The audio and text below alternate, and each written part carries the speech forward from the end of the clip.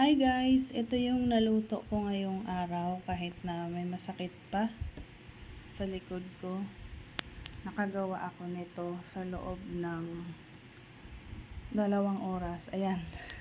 Sobrang bagal talaga ng kilos guys kasi hindi natin pwedeng persahin yung katawan. So ito ang aking palitaw de leche flan. Ayan. Leche flan kasi leche flan po ang nasa loob niyan. Ito naman yung aking kutsinta with desiccated coconut. Ayan, slice ko pa yan later.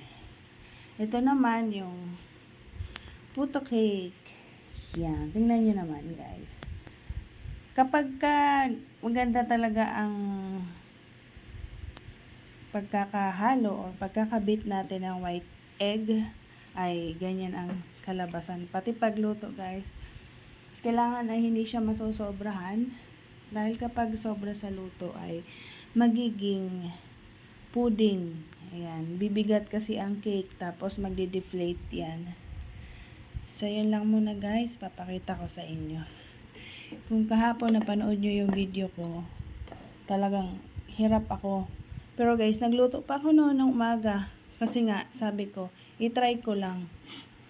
Ayun, nabenta naman guys kasi nga yung anak ko na lang ang naghatid sa canteen.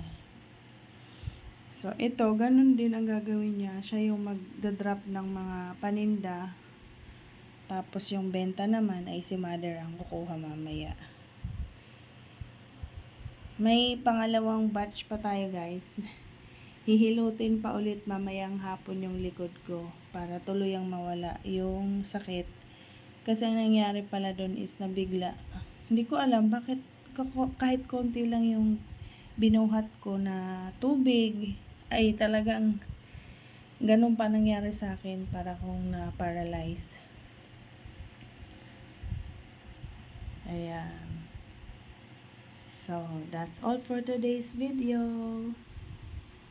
Bye! Ingat-ingat po tayong lahat.